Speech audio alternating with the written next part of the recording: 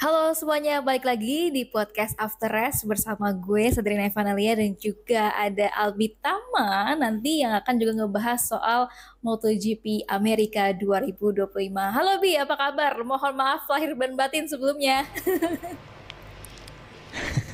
Mohon maaf lahir dan batin, Sadrina dan teman-teman After Race semua pasti udah pada nungguin ya.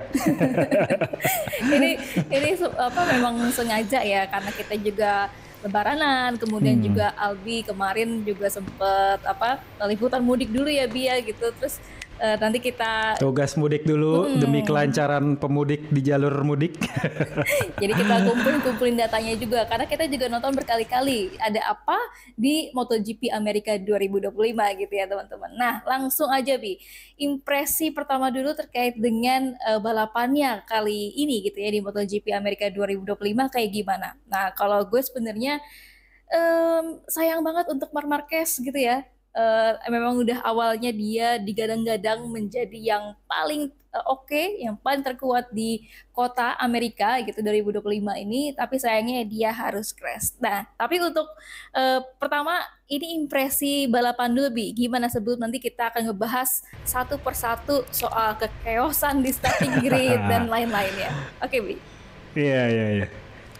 Oke, kita bahas impresi secara kulit dulu ya. Jadi dagingnya kita sisain dulu buat nanti sebagai main course pembahasan kita. Nah, kalau dari pembahasan ataupun impresinya sendiri, ini gue awali dari sprint dulu ya. Di mana sprint Marc Marquez lagi-lagi perkasa di sana dan sesuai prediksi sebelumnya kalau Marc Marquez ini akan cukup mendominasi untuk seri Circuit of the Americas yang dilakukan di Austin, Texas tentunya.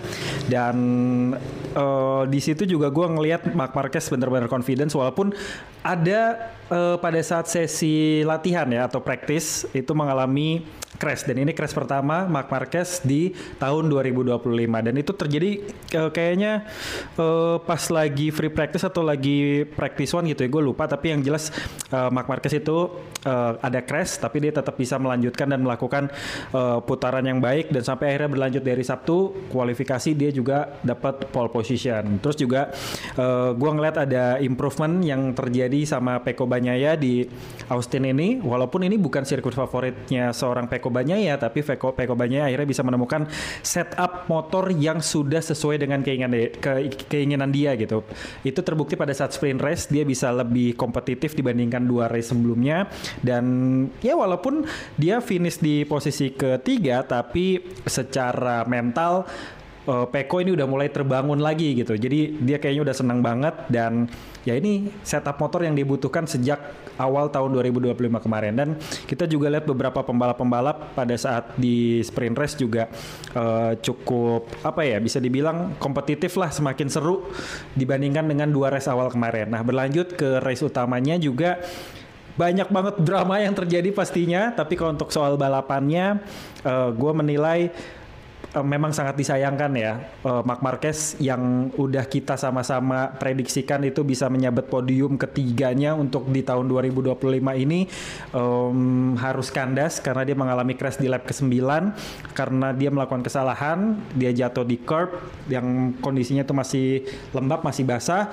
dan akhirnya dia kesusul sama Pecco Bagnaia. Nah untuk Pecco Bagnaia sendiri untuk di race-nya memang ini dapat kemujuran ya karena seorang Marc Marquez ini jatuh, akhirnya dia bisa memanfaatkan kesempatan itu dan akhirnya bisa finish pertama dan dia kelihatannya senang banget sampai dia selebrasinya pada saat setelah finish gini nih. Nah, kayak gitu itu simbol kayak mana nih orang-orang yang kemarin ngeremehin gue kayak gitu. Akhirnya gue bisa membuktikan walaupun memang gue bisa menilai kemenangannya Pecco Bagnaia itu ada dua hal. Pertama dari dirinya sendiri karena dia sudah menemukan setup motor yang bagus di mana front end-nya udah lebih sempurna, dia bisa melakukan late braking dengan baik dan itu kelihatan ya pada saat dia melakukan fight bersama Alex Marquez, dia cukup confidence melakukan late braking dan akhirnya bisa nyusul Alex Marquez dari tikungan bagian dalam dan Alex Marquez pun nggak bisa memberikan perlawanan dalam arti Alex Marquez cukup kuat tapi dia udah tahu kalau Pecco itu sudah menemukan setup motor yang bagus gitu sehingga ya udah gapnya juga sempat jauh sampai sekitar 3,1 detik walaupun pada akhir-akhirnya karena Pecco itu kelihatan memanage ban gap antara Pecco dan juga Alex Marquez itu juga semakin dekat lagi 2,2 2,1 detik dan akhirnya finish kayak gitu. Nah tapi Tapi Alex Marquez juga bukan berarti dia kedodoran. Ini karena Peko sudah menemukan improvement tadi, tapi seorang Alex Marquez ini masih confidence dan akhirnya dia bisa finish di posisi kedua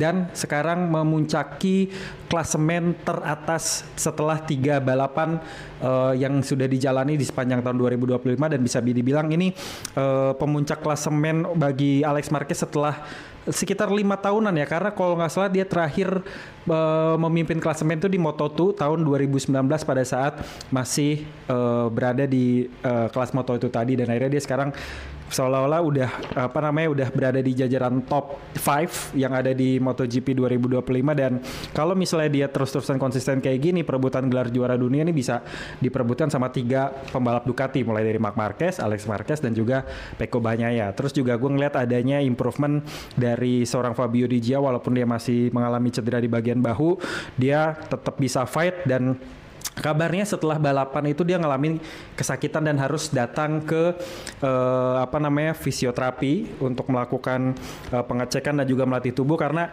sirkuit Austin Texas itu kan punya shiken yang banyak dan itu pasti capek banget buat bahu, buat pinggul dan juga buat bodi seorang pembalap, apalagi yang punya cedera kayak Fabio Di Gia, sehingga benar-benar menguras tenaga banget gitu. Nah, terus juga Franco Morbidelli bisa finish posisi keempat, dia juga cukup baik, yang memang seperti yang udah pernah kita bahas, udah seharusnya Franco Morbidelli itu punya kekuatan ataupun kecepatan seperti itu. Terus juga impresi daripada Jack Miller, dia finish di top 5 ya, kalau nggak salah ya posisi kelima, dan ini jadi prestasi bagi seorang Jack Miller di tim satelitnya Yamaha, dan ini motor baru gitu.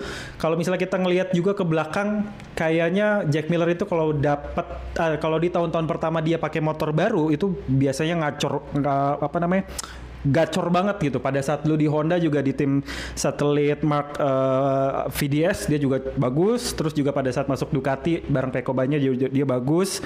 Terus juga pada saat awal-awal tahun pertama di KTM dia juga bagus walaupun kesini-sininya kedodoran. Terus juga akhirnya sekarang masuk ke Pramac Yamaha, dia juga menunjukkan performa yang baik gitu. Bahkan mengungguli pembalap utamanya Yamaha yaitu Fabio Quartararo yang bisa finish cuma di urutan ke 10 gitu kalau nggak salah. Terus Pedro Acosta itu juga sayang banget dia do not finish, walaupun dia sempet sesumbar kalau dia pengen banget mengikuti jejaknya Marc Marquez, tapi ya sayang gitu. Terus juga gue bisa melihat perkembangan yang baik dari pembalap-pembalapnya Honda ya Drin ya, dimana kalau misalnya kita kemarin ngeliat itu Luca Marini ada di posisi ke-8, dan kalau kita bandingkan dengan tahun pertama Luca Marini pada saat masuk Honda, itu dibandingkan dengan 3 balapan awal mereka nggak bisa berbuat banyak, tapi sekarang gue ngeliat dia udah bisa beradu di top 10. Itu artinya perkembangan yang bagus. Dan kalau misal kita lihat konstruksi perolehan poin daripada tim balap tahun 2025 dibandingin dengan tahun 2024 lalu, Honda ini menjadi tim yang punya perkembangan cukup signifikan. Dari yang tadinya paling belakang nih, sekarang udah ada di posisi ketiga kalau nggak salah ya, ketiga atau kedua gitu kalau nggak salah. Dan kalau misalnya terus-terusan konsisten pembalapnya, mulai dari Johan Zarco, justru Johan Zarco yang paling konsisten walaupun kemarin nggak finish. Terus juga Luca Marini kalau juga terus-terusan bisa kayak gini, bisa berada di top 10. Dan juga Joan Mir kalau nggak terus-terusan jatuh, gue berharap Honda juga bisa menampilkan performa terbaik dan disusul sama Yamaha. Walaupun saat ini Yamaha masih berada di urutan paling terakhir, tapi setidaknya Yamaha juga udah bisa mulai menunjukkan perkembangan yang cukup signifikan. Nah, kira-kira impresi gue soal Austin, Texas segitu dulu, Drin. Mungkin kita akan segera mengulas dagingnya apa yang terjadi di sana. Silakan, Sarina.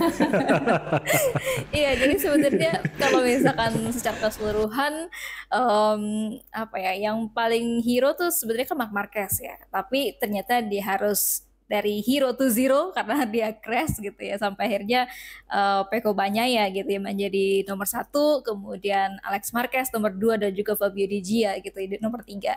Nah, Bi, tadi kayaknya Albi udah gak sabar banget ya buat ngomongin kekacauan yang terjadi di start gitu ya, di sebelum startnya pas lagi mau warming up gitu ya. Nah, waktu kemarin tuh memang sempat menjadi kebingungan tersendiri gitu ya bagi penonton, bagi kita yang nonton, bagi pembalapnya sendiri, bahkan di grid sampai dengan kru-krunya MotoGP itu juga pada kebingungan. Ada apa sih sebenarnya gitu ya. Tapi kemudian kemarin update-nya MotoGP juga udah merilis ya footage dari Marc Marquez gitu dan juga timnya serta kru chiefnya ya, manajer kru chiefnya ya, yaitu Rigamonti gitu ya.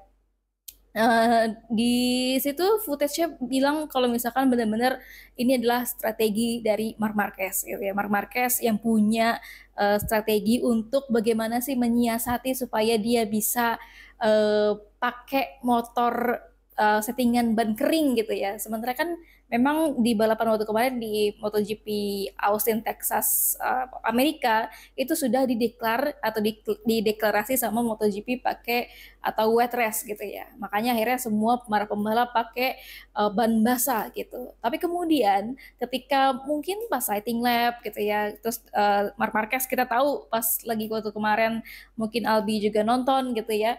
Teman-teman juga nonton bagaimana si Marc Marquez benar-benar supaya bisa merasakan atau feeling gitu ya ini cuacanya bakalan kering kah, akan datang hujan lagi atau enggak gitu. Tapi akhirnya dia berpikir wah kayaknya gue salah pilih ban gitu ya. Supaya dia bagaimana caranya supaya bisa pilih atau pakai ban kering gitu dan motornya. Nah ini mungkin menurut gue adalah salah satu strateginya Marc Marquez gitu untuk menghindari penalti sebenarnya atau menghindari juga durasi ya waktu yang bisa dia pangkas gitu ya. Kalau misalkan dari yang diutarain atau dilihatin sama MotoGP gitu. Si Marc Marquez kan awalnya udah bilang nih ke Riga gitu ya. Dia juga ada nanya ke Riga itu si Peko pakai apa gitu ya.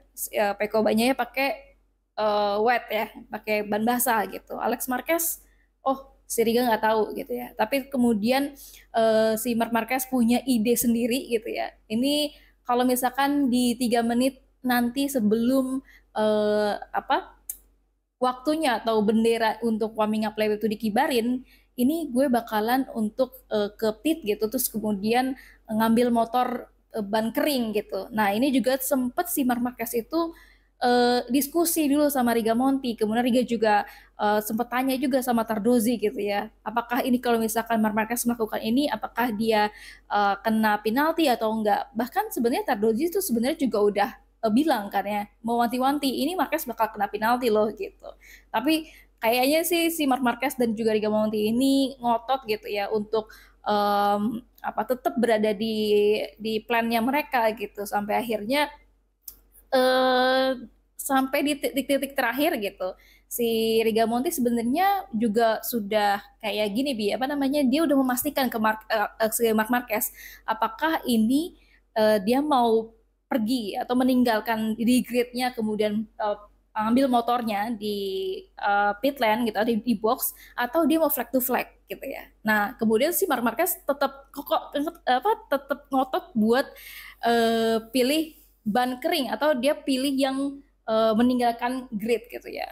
Nah kemudian juga akhirnya ya terjadilah kekacauan itu sampai akhirnya kita lihat sendiri bagaimana Marc Marquez ngacir gitu aja ya dari gridnya 3 menit terakhir pas mau bendera itu dikibarin dia langsung ngacir dan kemudian itu diikutin sama pembalap-pembalap lainnya. Sebenarnya ada kesalahan gitu ya yang mungkin bisa dibilang tim Marc Marquez dan juga timnya MotoGP atau ya, Ducati gitu ya ini juga kurang kurang akurat gitu ya terkait dengan regulasi-regulasi seperti ini. Nah kalau dari Albi dulu nih, dari Albi melihat kekacauan itu seperti apa sih gitu ya sampai akhirnya race direction memutuskan untuk race delayed gitu ya, start delayed gitu dan juga akhirnya memutuskan untuk oke, kita start dari awal lagi gitu. Ini dari Albi dulu seperti apa?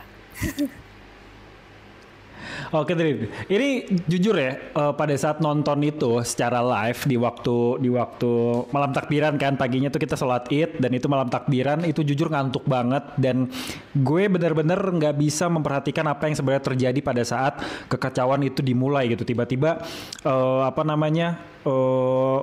Pada lari-larian nih gue nggak ngerti apa segala macam gitu, tapi akhirnya gue harus menyaksikan tayangan ulangnya secara seksama nih buat mengetahui sebenarnya apa yang terjadi, bagaimana ini semua bermula dan ini kenapa sih gitu, karena pada saat kita nonton langsung itu susah banget untuk mencerna tentang apa yang terjadi gitu. Dan bahkan ya kita jujur aja memang secara regulasi kita kan nggak baca semua gitu apa aturan-aturan, bahkan pembalap ataupun tim juga masih punya apa namanya misinterpretasi untuk bisa menafsirkan peraturan-peraturan dari MotoGP tersebut, apalagi kita penonton dan juga yang menganalisa. Nggak semuanya peraturan itu kita hafal dan juga tahu seperti apa gitu, tapi setelah nonton tayangan ulang dan juga melihat runtutan dari pernyataan-pernyataan para pembalap mulai dari Marc Marquez itu sendiri, terus juga pernyataan-pernyataan dari pembalap lain, pernyataan-pernyataan dari manajemen tim lain, dan bahkan sampai race directornya Mike Webb sendiri itu menyatakan baru, oh ternyata ini penyebabnya kayak gitu. Nah,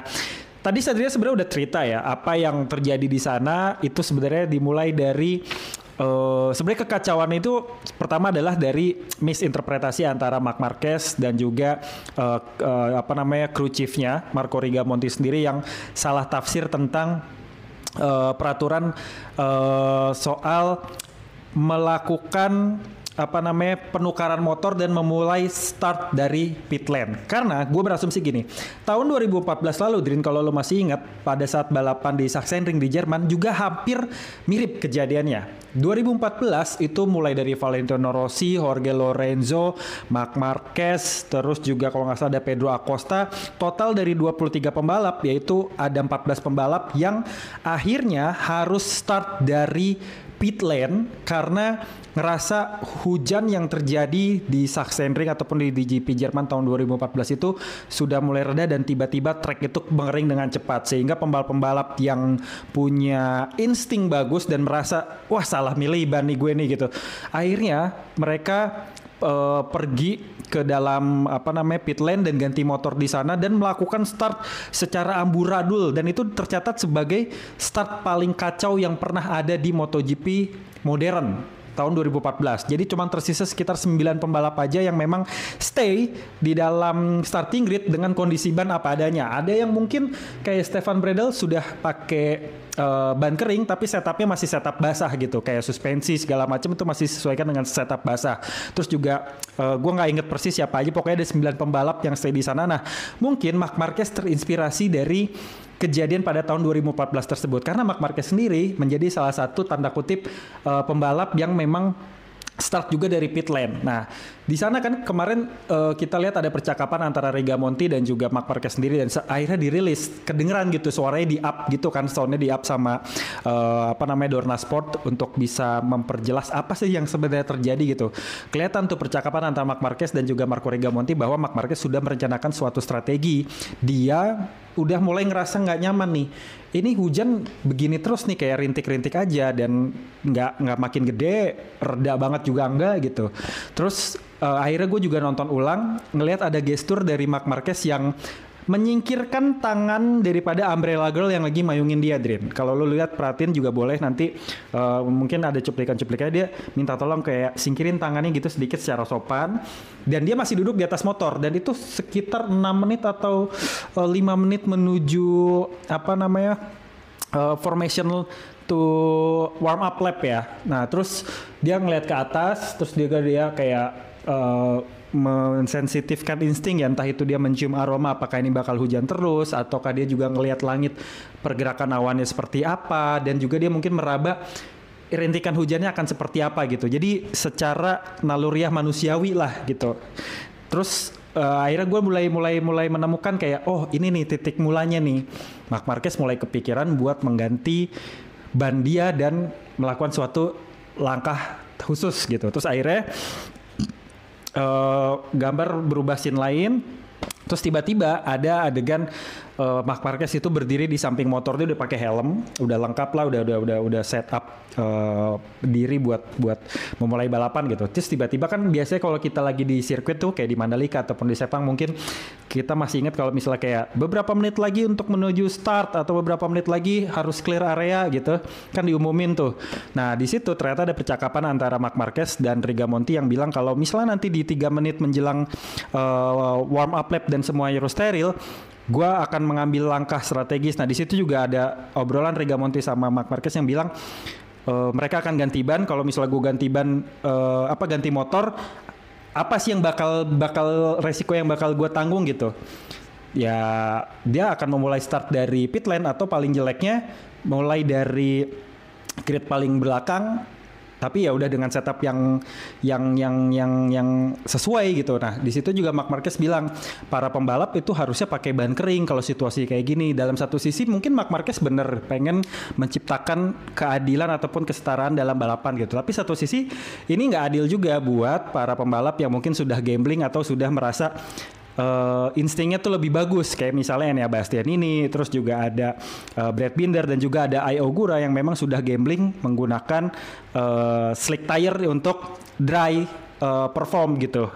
Dan kalau misalnya masih berjalan seperti apa adanya, mungkin 3 pembalap tadi ini yang bisa memimpin balapan dengan baik. Para pembalap lain tentu akan kehilangan waktu sampai bisa 20 detikan kayak gitu. Nah terus juga Marc Marquez masih berpikir bahwa kalau dia memulai dari pit lane, mungkin dia akan kehilangan waktu 10 detik dulu, tapi lama-lama dia bisa merangkai balapan dengan baik karena dia udah memulai dengan ban yang sesuai dengan setup balapan kering. Nah nanti pembalap-pembalap yang pakai ban basah ini, asumsi dari Marc Marquez mungkin akan melakukan flag to flag, dan itu akan jadi keuntungan Marc Marquez untuk menyusul para pembalap yang memang kebetulan mampir ke pit lane masing-masing kayak gitu. Awalnya mungkin kayak gitu, Drin. Nah tapi ternyata ada misinterpretasi bahwa kalau misalnya Marc Marquez melakukan itu semua dan tidak diikuti sama pembalap lain, ada ancaman right through penalty yang akan dihadapi sama Marc Marquez. Right through penalty itu apa? Jadi mirip long lap penalty. Bedanya kalau misal long lap penalty itu kan ada di tepian lintasan utama. Nah sedangkan kalau si right through penalty ini para pembalap setelah melakukan putaran itu harus masuk ke pit lane, jalur pit lane dengan ketentuan kecepatan yang memang sudah dibatasi sama Dorna Sport sendiri, yaitu 60 km per jam. Karena kalau pembalap masuk ke pit lane itu kan punya batasan speed dan ada tombol khusus di motor supaya tidak melebihi 60 km per jam. Nah bayangin itu panjang daripada pit lane di Austin Texas itu cukup panjang kan, itu ngikutin straight daripada lintasan dari kota sendiri, dan belum lagi untuk masuk ke jalurnya juga udah ada batasan gitu. Bayangin dia bisa kehilangan waktu tuh berapa puluh detik gitu, bahkan bisa lebih dari 20 detik dia jalan 60 km per jam, baru setelah keluar dari pit lane dia baru harus ngegas kayak gitu. Nah kalau misalnya pembalap itu tidak melakukan right through penalty, dia harus melakukan long lap penalty yang jumlahnya gue lupa deh, kalau nggak salah 2 atau 3 kali long lap penalty yang bisa disetarakan dengan right through penalty yang harus masuk ke pit lane tersebut. Nah gara-gara itu Marc Marquez akhirnya gambling nih, dan dia percaya bahwa akan ada pembalap lain yang mengikuti dia, dan bener aja ternyata pada saat diwawancara sama beberapa pembalap yang memang ngikutin kayak misalnya Pecco Bagnaia, terus juga Fabio Di Gia, Pedro Acosta itu mengakui bahwa ada keinginan dari mereka untuk mengikuti seorang Marc Marquez, karena Pecco yang paling jeli ngeliatin Marc Marquez. Marc Marquez kan start di posisi pertama ya kan, di pole position, sedangkan si Pecco Bagnaia itu di posisi ke-6 kalau nggak salah ya. Nah Pecco itu udah ngeliatin gerak-geriknya Marc Marquez dari awal gitu kan, dan dari situ dia mungkin juga ngeliat ini Davide Tardozzi bolak-balik nyamperin Marquez, terus juga ada obrolan intens antara Marc Marquez dengan Marco Rigamonti dan juga dengan beberapa mekaniknya dia.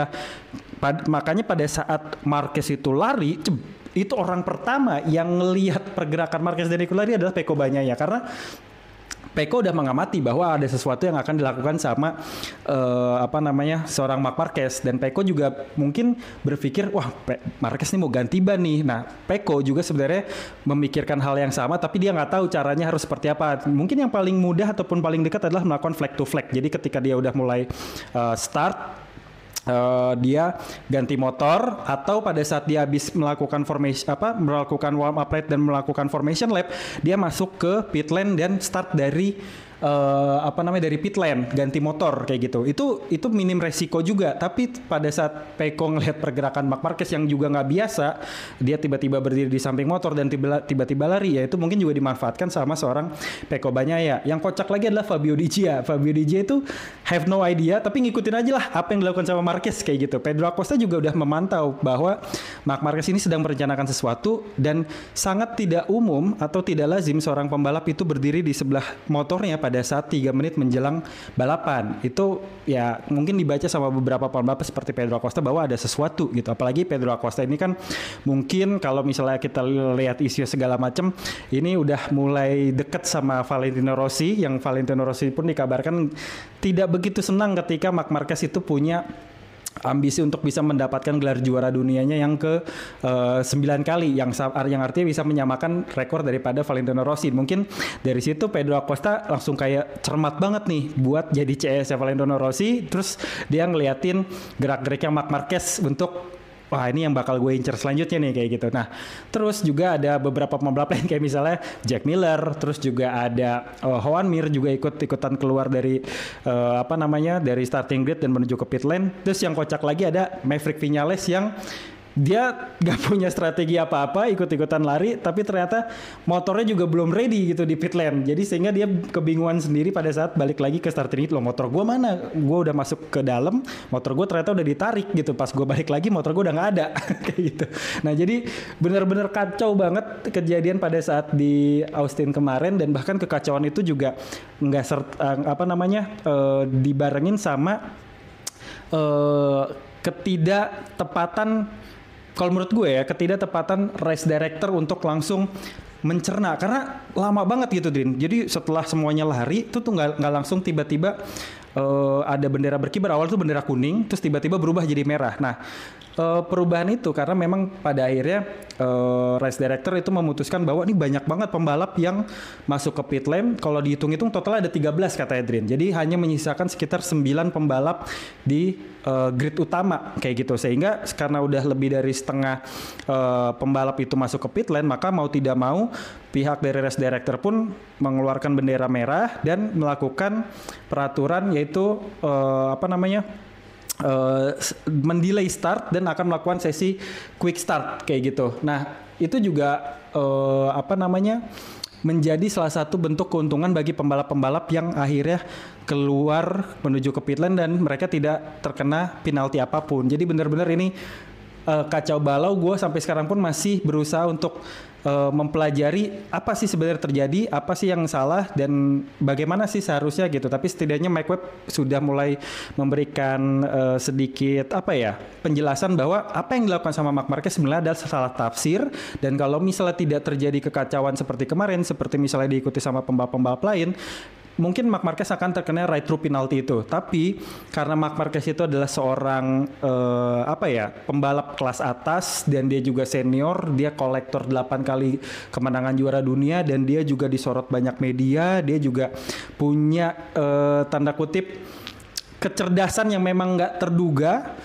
Dan para pembalap-pembalap yang ada sekarang itu kan junior-juniornya Marc Marquez gitu, yang pada saat dulu pernah mengamati dan juga mengidolakan seorang Marc Marquez, sehingga apapun yang dilakukan sama Marc Marquez ini pasti sesuatu yang bakalan menolong gue gitu. Makanya para pembalap-pembalap tuh kayak Fabio Di Gia juga have no idea, tinggal nggak punya strategi apapun, dia ngikutin Maverick Vinales, dia ngikutin. Cuma Peko sama Pedro Acosta yang mungkin sedikit mengamati dan tahu apa yang harus dilakukan, hanya saja mereka tidak yakin apakah bisa melakukan itu atau enggak. Dan ini lagi-lagi bentuk sebuah mental daripada seorang Marc Marquez di kelas MotoGP yang bisa membuat porak-poranda baik itu dari segi balapan, regulasi dan menambah keseruan pada saat kita menonton balapan MotoGP. Gitu sih Trin. Panjang ya sebenarnya. Oke, tadi kan memang Albi udah bilang ya, ini kekacauan yang benar-benar terjadi di start gitu ya. Nah, tadi tuh sebenarnya ada beberapa memang regulasi gitu ya, Bi. Regulasinya memang seperti apa sih? Nah, ini gue sempet mencatat juga. Nanti gue tampilin juga seperti apa peraturannya. Ini peraturannya ada di Race Direction and FIM MotoGP Steward Information gitu ya, mengenai MotoGP grid dan pit lane weather related tire changes. Kayak tadi Albi bilang, ini terkait dengan ganti ban itu istilahnya kayak gitu ya, ganti ban terkait dengan cuaca. Nah, ini sebenarnya ada beberapa peraturan atau regulasi yang memang hanya untuk kelas MotoGP, untuk Moto2 dan juga Moto3 ini enggak ya, ini berbeda gitu ya. Nah, ada kalau di peraturan itu memang ada 4. Yang pertama itu jika meninggalkan atau para pembalap meninggalkan grid gitu ya sebelum warming up lap dan juga dia ganti ban di pit lane, itu dia akan start dari start warming up lap dari pit lane. Tapi kemudian untuk mulai race-nya atau mulai balapannya itu tetap di grid sesuai dengan posisi kualifikasi. Tapi tadi benar Albi bilang tetap aja kena penalti right through gitu ya untuk melintasi pit lane gitu ya. Nah, terus yang regulasi keduanya, jika si pembalap itu ke pit lane gitu ya, kemudian ganti ban setelah pit lane exit close gitu ya. Kan nanti ada tuh di momen ketika si pit lane-nya di close gitu ya. Nah, itu para pembalap nantinya akan warming up dari pit lane. Dari startnya dari pit lane dulu gitu ya untuk ke warming up lap. Kemudian tapi untuk di start race-nya dia tetap berada di grid sesuai dengan posisi hasil kualifikasinya. Tapi tetap ada penalti right through-nya gitu ya. Nah, kemudian juga ada regulasi jika si pembalap ini meninggalkan grid atau dia mulai dari pit lane gitu ya setelah ini ya setelah warming up lap kemudian dia ganti ban, maka start race-nya itu dari pit lane gitu ya, bukan dari race-nya lagi, bukan dari grid tapi mulai dari race-nya itu dari pit lane dan kemudian tetap kena penalti right through. Nah, ada juga yang terakhir ini kalau lebih dari 10 pembalap yang bakal start dari pit lane gitu ya. Nah, ini baru kemudian race direction akan melakukan start delayed, kemudian juga melakukan start yang baru. Nah, sebenarnya kalau misalkan kita lihat dari persepsinya Marc Marquez dan juga Riga gitu ya di saat awal start itu udah sebenarnya udah salah ya. Karena si Riga dan juga Marc Marquez bilang, oh ini nggak bakal kena right to penalty gitu ya. Tapi tetap aja maupun dia dari mana gitu ya, mau ganti ban kemudian dari pit lane kah atau dia seperti apa gitu ya, dia tetap kena penalti. Tapi kemudian yang mungkin ini menurut gue ada cerdiknya Marc Marquez gitu ya, dia sempat juga berpikiran untuk di regulasi yang terakhir yang keempat ini gitu. Kalau lebih dari 10 pembalap bakal start dari pit lane dan saat ini bakal di delete gitu sama si race direction. Nah, ini mungkin yang men-trigger Marc Marquez untuk oke, gue akan melakukan sesuatu yang membuat provokasi gitu ya. Sehingga teman-teman yang lainnya pembalap-pembalap lain juga ikut untuk bisa meninggalkan grid dan juga ngambil motornya masing-masing gitu. Nah, tapi sebenarnya kalau misalkan kita lihat lagi, ini sebenarnya ada pro kontra ya Bi ya. Kalau misalnya kita lihat lagi dari tampilan capturean dari atas gitu ya, beberapa pembalap yang ada di grid dan juga beberapa pembalap yang memang mengikuti Marc Marquez, itu tadi ada perbedaan Bi. Kalau tadi Albi bilang ada 9 pembalap yang ada di grid gitu ya, tapi sebenarnya kalau dilihat itu ada 12. Oh, 12. Ada 12 okay. pembalap. Nah, betul. Jadi kalau misalkan kita lihat tadi kan baru banget ini si MotoGP gitu ya merilis juga footage ada beberapa pembalap-pembalap yang mengikuti Marc Marquez. Yang pertama kan Marquez tuh dia meninggalkan grid. Kemudian tadi ada Pecco Bagnaia kedua. Kemudian Fabio Di Gia ketiga. Kemudian juga ada Pedro Acosta diikuti sama Jack Miller dan lain-lainnya gitu. Nah, kalau untuk Maverick Vinales sebenarnya ini beda sendiri ceritanya Bi. Nanti kita cerita soal Maverick Vinales. Tapi yang mau gue highlight di sini adalah sebenarnya hanya ada 10 gitu ya. Termasuk Maverick Vinales yang meninggalkan grid. Dan kalau misalkan kita lihat dari klausul yang regulasi MotoGP ini gitu ya, kan harusnya lebih dari 10 yang meninggalkan grid. Tapi ini baru 10 gitu. Nah ini jadi akhirnya menjadi perdebatan gitu di antara tadi kayak misalkan bos Trackhouse si Davide Brivio gitu ya, dia menyayangkan banget kenapa harus sampai akhirnya si race direction ini tidak cermat gitu, memutuskan sesuatu yang terjadi gitu ya, karena itu kan juga merugikan dia dan juga timnya gitu, termasuk Ai Ogura yang memang udah pilih ban kering gitu. Nah, itu yang menjadi perdebatan sebenarnya, Bi. Ini benar-benar race delay karena peraturan yang tadi, yang karena lebih dari 10 pembalap, padahal di grid masih ada 12 pembalap gitu ya, atau yang keluar dari grid mengikuti Marc Marquez itu hanya 9 pembalap gitu. Nah, kalau misalkan tadi kita ngomongin lagi soal Maverick Vinales ya. Maverick Vinales sebenarnya dia tidak mengikuti Marc Marquez, Bi. Kalau pernyataan dari Vinales itu, dia kebingungan dengan apa yang terjadi di depan gitu ya.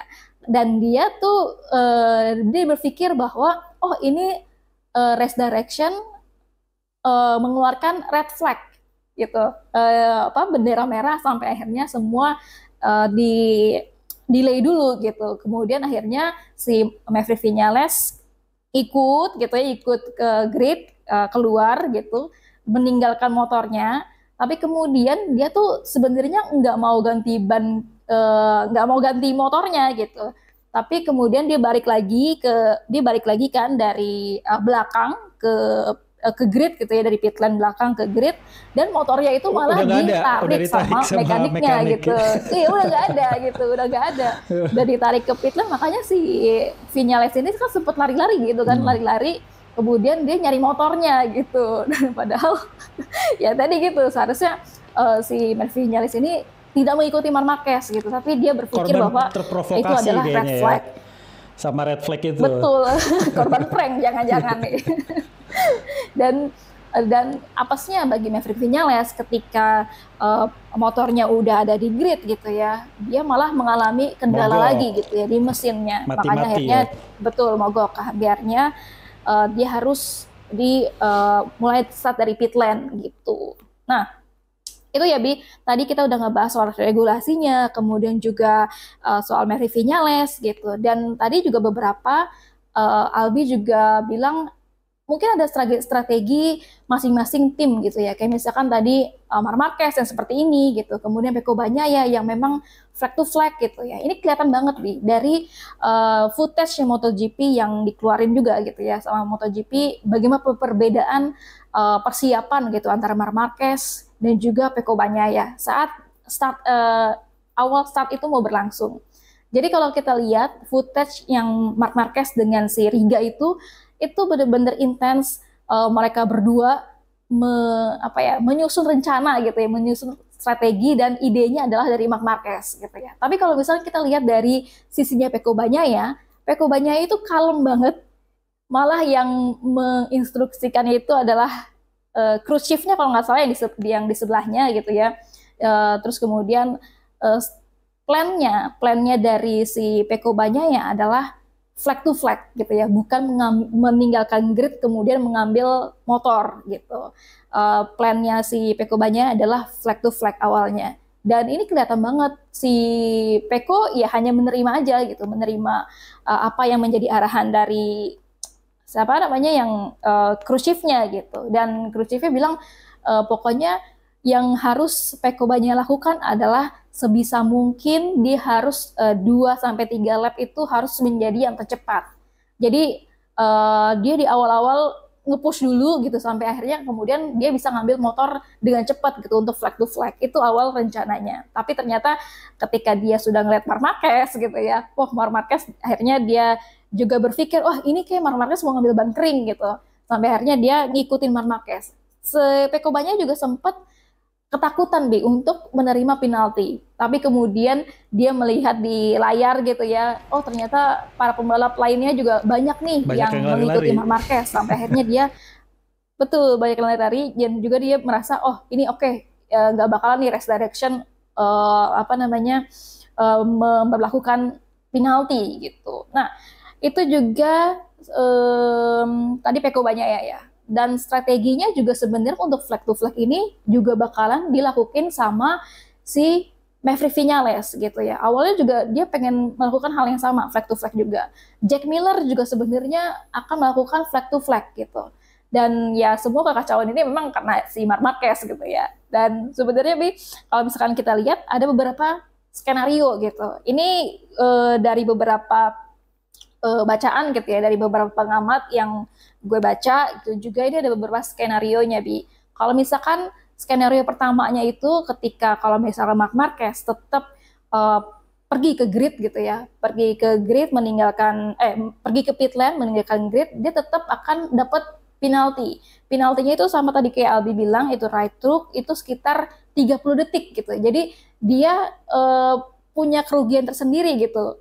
Waktunya 30 detik apa ya 30 detik lebih lama daripada pembalap-pembalap lainnya gitu. Nah, kemudian di skenario kedua kalau misalkan si Marc Marquez ini meninggalkan grid gitu ya setelah warming up lap atau dia pas mau race gitu ya, itu dia baru ngambil motornya, itu dia harus berada di pit lane atau start race dari pit lane. Dan itu juga dia kena penalti right hook satu kali dan itu juga sama membutuhkan waktu durasinya 30 detik gitu ya. Jadi 30 detik lebih lama daripada para pembalap-pembalap lainnya.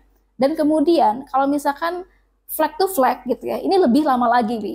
Jadi flag to flag itu dihitungnya ketika dia masuk ke pit lane itu kan sudah hampir 30 detik gitu ya. Kemudian kalau flag to flag itu kan berarti dia harus loncat dari satu motor ke motor yang lainnya. Itu juga membutuhkan beberapa detik yang lagi. Berarti mungkin hampir sekitar 35 sampai 40 detik itu Marc Marquez bakal ketinggalan kalau misalkan flag to flag gitu. Makanya akhirnya juga si Marc Marquez berpikir, oh kayaknya bukan solusi yang tepat ketika dia flag to flag karena kalau misalkan dia tetap pakai ban basah ini di track yang memang udah mau kering gitu ya itu kecepatannya juga nggak bakal hampir mirip dengan dia pakai ban basah gitu. Jadi rasa-rasanya kayak memang kekacauan dari Marc Marquez itu menguntungkan gitu ya, menguntungkan dirinya juga, menguntungkan dari beberapa pembalap juga gitu. Tapi ya tadi mungkin ada yang seperti Alwi bilang, Davide Turdozzi, kemudian Enea Bastianini, Ai Ogura,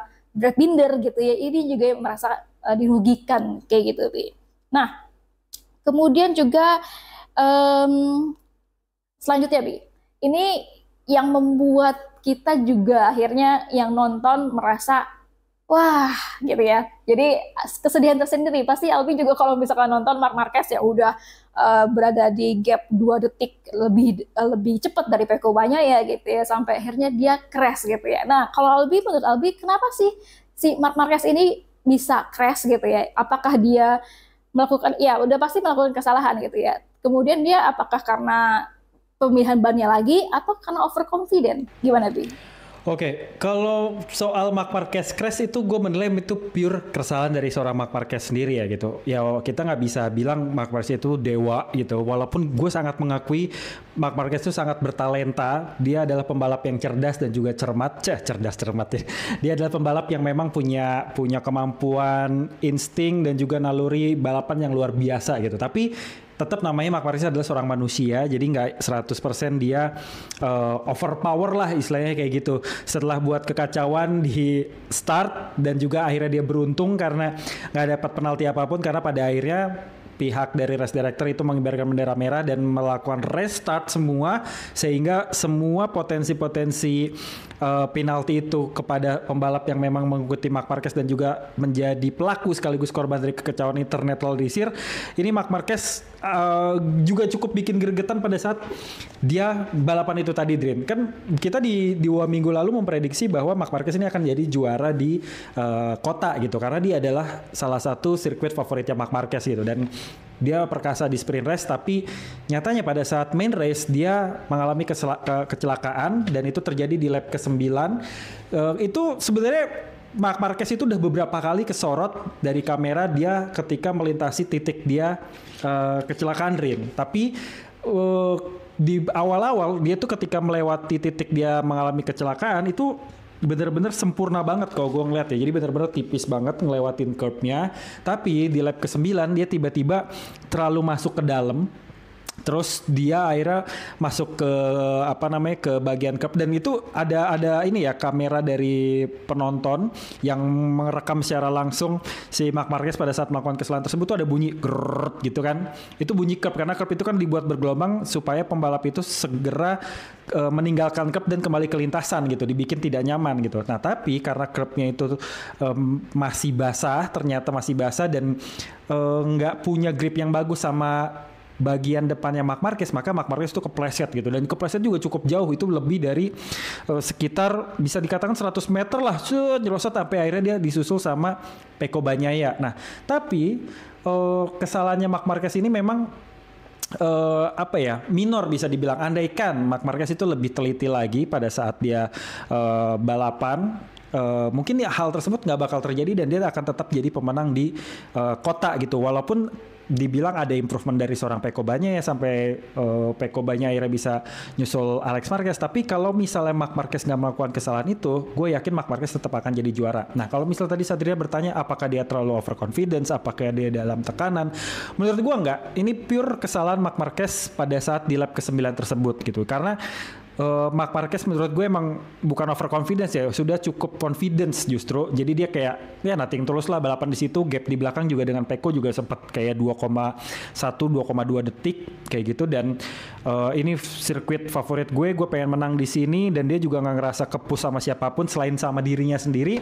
Ya tapi karena kesalahan itu dia mengalami insiden yang gak harusnya terjadi gitu. Tapi gue tetap salut ya seorang Marc Marquez, ketika dia crash itu dia tetap megangin motornya loh, Dream. Dia tetap megangin motornya dan mencegah motor itu terseret terlalu jauh gitu. Walaupun sebenarnya Marc Marquez itu jatuh dalam posisi aman ya, nggak sampai nyentuh gravel yang bisa bikin kerusakan motor itu jauh lebih parah. Tapi ternyata bagian side podnya itu juga aero winglet sebelah kanan itu juga rusak, terus juga windshieldnya juga pecah, yang tentu itu akan mempengaruhi bagian aerodinamika. Terus juga footpack sebelah kanan, tatakan kaki sebelah kanan itu juga patah dan dia nggak punya dudukan kaki, jadi dia tetap bisa melanjutkan balapan selama lebih kurang 3-4 lap. Di lap ke-13 dia baru akhirnya nyerah balik ke pit lane. Mungkin dia sudah dapat warning gitu ya di pit lane, karena sudah tidak mungkin lagi untuk melakukan balapan. Berbahaya ya kalau misalnya bisa gue bilang aerodinamika udah nggak ada, tentu motor sudah nggak balance, sudah gitu.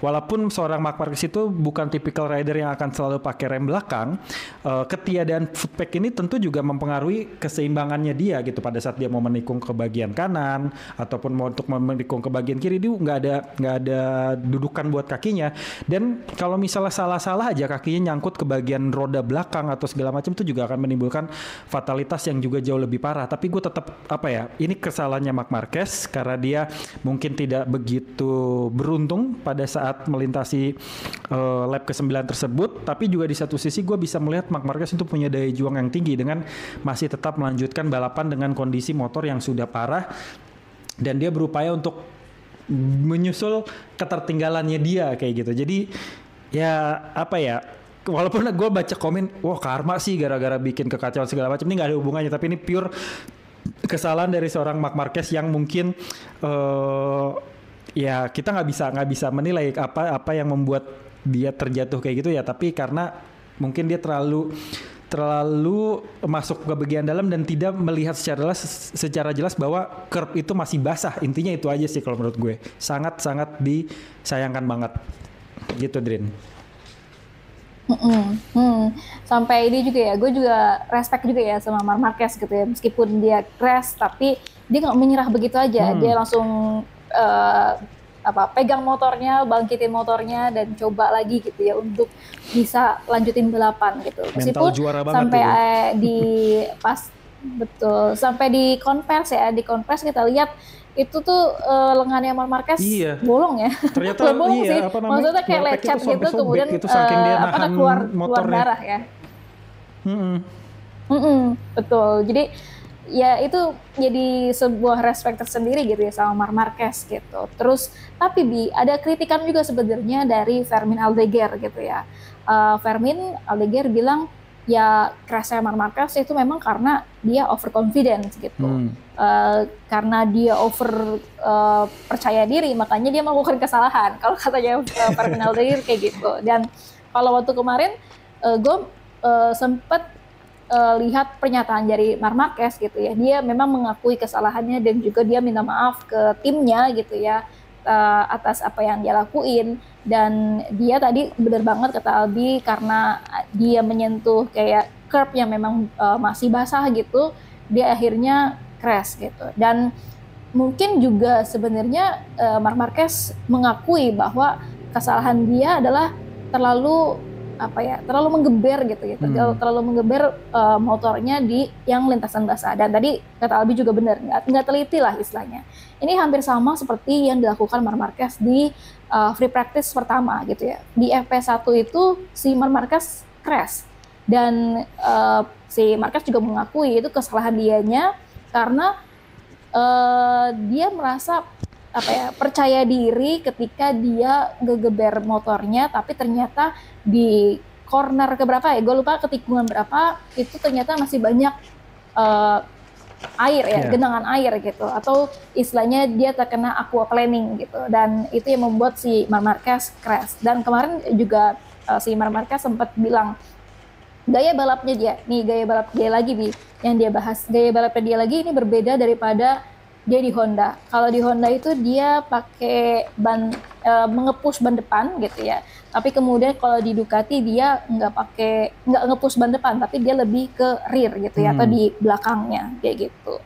Nah itu soal Marc Marquez, dan juga ada beberapa tadi momen-momen yang mungkin nggak kelihatan di TV, tapi kita ungkapin di belakangnya gitu ya, kayak tadi ya Marquez ada yang berdarah gitu, kemudian juga dia nggak pakai foot pack selama 3-4 laps gitu. Tapi sebenarnya juga yang mau gue highlight di sini adalah pernyataan Gigi D'Aligna gitu ya.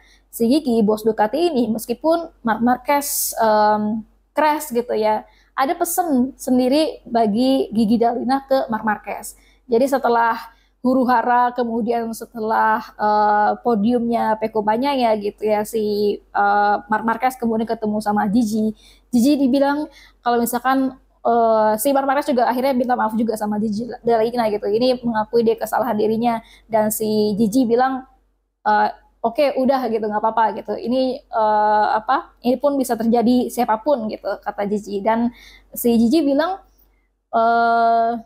ya udah, lepasin aja kemarahan lo, tapi kemudian akhirnya harus tenang gitu, jangan jangan emosional lagi, mungkin pesannya untuk di race berikutnya gitu ya Bi. Nah kalau misalkan tadi Gigi D'Aligna udah ngituin Marc Marquez gitu ya, dia juga memuji Alex Marquez yang memang udah menjadi sekarang ya lead championship, meskipun hanya selisih 1 poin sama Marc Marquez gitu. Dan Gigi juga meng-highlight soal Pecco Bagnaia nih Bi. Memang kalau misalkan kita lihat Pecco Bagnaia ini memang ada yang beda banget dari Pecco Bagnaia sejak waktu kemarin ya, yang dia bilang dia nggak punya feeling sama motornya di GP Argentina dan di GP Thailand gitu, tapi kemudian dia meminta settingan yang sesuai gitu sama Ducati, sampai akhirnya dia punya feeling yang bagus lagi sama motornya gitu. Dan ya bener aja terjadi gitu, di sprint race dia menang gitu ya di tempat ketiga. Nah di situ ekspresinya Pecco Bagnaia itu bener-bener smiling banget, beda banget daripada sebelum-sebelumnya. Dia selalu ketawa terus, dia selalu senyum terus. Mungkin ya si Pecco juga udah bilang dia sudah menemukan feelingnya gitu. Dan si Tardozzi, dia melihat di podium sprint race dengan Tardozzi bilang dengan mata yang berbinar-binar, si Pecco Bagnaia udah tahu nih kalau misalkan dia bakal menang di race gitu. Nah kalau Albi soal Pecco Bagnaia ini, Albi melihatnya seperti apa, Albi? Oke, Pecco Bagnaia menang di hari kemenangan. Jadi dia menang pas lebaran ya. Nah, gue ngeliat Pecco Bagnaia itu memang ada improvement ya. Dia udah ngerasa lebih confident sekarang, udah menemukan setup yang pas pada motornya. Walaupun sebenarnya gue masih kayak tanda tanya. Walaupun ini udah disangkal sebenarnya sama Ducati, tapi ya kita nggak pernah tahu. Di awal ngomongnya A, biasanya di akhir berubah jadi B gitu. Kayak misalnya kan di race yang kemarin Pecco bilang isunya dia pengen balik ke GP24 yang dia pakai di tahun lalu gitu. Jadi bukan GP24 versi upgrade untuk beberapa partisi-partisinya gitu. Mulai dari frame, terus juga mulai dari suspensi dan lain sebagainya. Karena mungkin Pecco ngeliat Alex Marquez itu jauh lebih kuat dengan menggunakan GP24 yang versi dia pakai pada tahun 2024 kemarin. Nah, tapi akhirnya Pecco juga bilang, dan Ducati juga bilang, enggak kok, Pecco tetap pakai GP24 terbaru yang memang diprioritaskan untuk tim-tim pabrikan yang dipakai sama Marc Marquez, Pecco dan juga Fabio Di Gia gitu. Nah, dengan ditemukannya setup ini, gue jadi kayak mikir, ini sebenarnya motor yang dipakai sama Pecco itu adalah motor yang kemarin dia pakai di sejak awal tahun 2025 tapi udah menemukan setupnya, atau ini benar-benar GP24 versi base yang sebelumnya dipakai. Nah, karena kan kalau misalnya versi GP24 dia ganti pakai versi yang lama, kayak misalnya pakai punyanya Alex Marquez apa segala macam, itu nggak masalah, Drin, karena kan mesinnya kan yang dihomologasi ataupun yang di freezing kan engine aja. Sedangkan untuk GP24 versi Marc Marquez, Fabio Di Gia dan juga Pecco Bagnaia itu kan versi upgrade dengan penambahan-penambahan di luar mesin, yang mana itu bisa dimodifikasi ataupun bisa dipakai atau mungkin ditinggalkan dan ganti ke versi base, itu bisa banget gitu.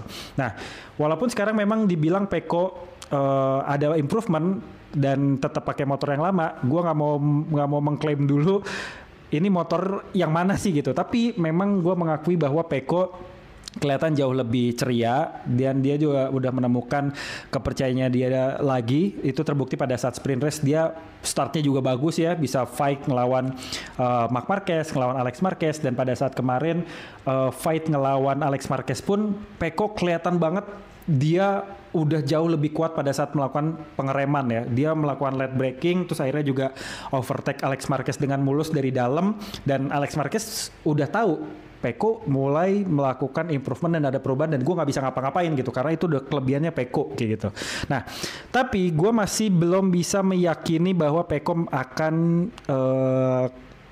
kuat untuk melawan seorang Marc Marquez. Kemarin Pecco itu bisa dibilang menang karena mujur, karena Marc Marquez crash di lap ke-9, padahal dia tadi udah memimpin sekitar 3,1 detik di depannya Pecco Bagnaia gitu. Andai kan mungkin Marc Marquez itu kemarin nggak crash, gue yakin Marc Marquez yang tetap juara di Austin gitu. Nah, jadi gue masih membutuhkan beberapa kali balapan lagi untuk melihat apakah progres yang dilakukan sama seorang Pecco Bagnaia ini benar-benar progres yang baik gitu.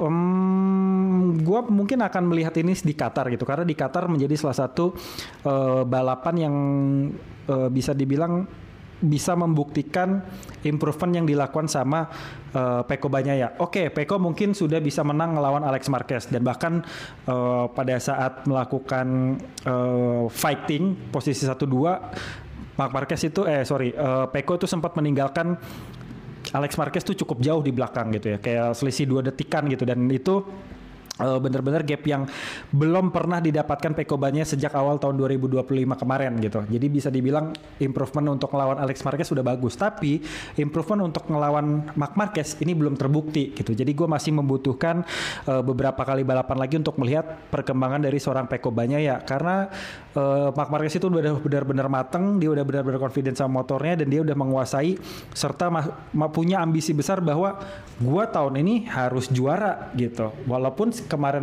mengalami crash, tapi dia secara klasemen cuman tertinggal 1 poin aja dari adanya dari Alex Marquez, dan bukan hal yang nggak mungkin di balapan selanjutnya Marc Marquez itu bisa ngembalikin poin tersebut dan berada di klasemen teratas lagi. Jadi soal kemenangan Pecco Bagnaia kemarin bisa dibilang satu sisi berasal dari dirinya sendiri karena dia sudah menemukan setup yang bagus, dan satu sisi dia mengalami keberuntungan karena Marc Marquez itu mengalami insiden. Jadi ya tinggal kita lihat aja Drin ke depannya apakah Pecco Bagnaia ini bisa benar-benar bertarung melawan Marc Marquez habis-habisan 1-2 1-2 1-2 kayak gitu atau enggak. Nah, tapi dengan crashnya Marc Marquez kemarin, terus juga naiknya Alex Marquez ke pemimpin klasemen, terus juga jarak antara Marc Marquez, terus juga Alex Marquez dan juga Pecco semakin dekat, ditambah juga kompetitifnya Fabio Di Gia dan juga Franco Morbidelli makin naik.